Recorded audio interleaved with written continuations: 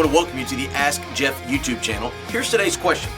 During the flood, wouldn't the Garden of Eden be wiped out? If so, would the garden be built in the same place? Well, obviously these are two questions regarding the same scenario. So let's go back to that famous Garden of Eden. Chapter 2 and 3 of the book of Genesis, we have the fall of humanity into the temptation of sin. The garden is closed off to humanity. In fact, the Lord sets a specified angelic being. And by the way, it says that he's had this unique presence, this sword of fire where humanity cannot once again enter in the garden. That's in chapter 3. By the time you get to chapter 6 through 9, you have what we know as Noah's flood. Would the Garden of Eden as we know it be destroyed? Well, absolutely, because everything was. The question is, what about it being rebuilt in the same location, scenario, and such?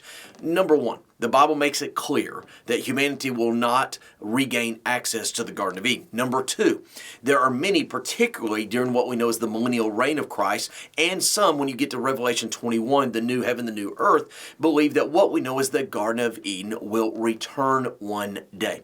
So again, if it were to return, would it be in the same place? Makes perfect sense to me. The question we have to ask ourselves is, why would it return? The garden had confined boundaries. The new heaven, the new earth has limitless boundaries. The garden was limited in space and scope. When Jesus Christ reigns on the earth, it talks about the mountains will be brought down, the low places will be brought up. So the Garden of Eden, though no longer accessible by humanity, there's not a lot of clear evidence in Scripture of its quote-unquote return.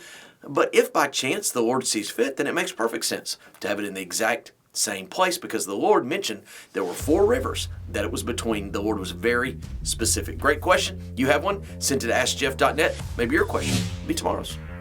Thanks for being a part of today's daily question. Now, we answer a question each and every day. Please feel free to submit a new question at AskJeff.net. We may not have gotten to yours today, but we eventually will continue to be a part of this. Subscribe so you don't miss out on a question every day.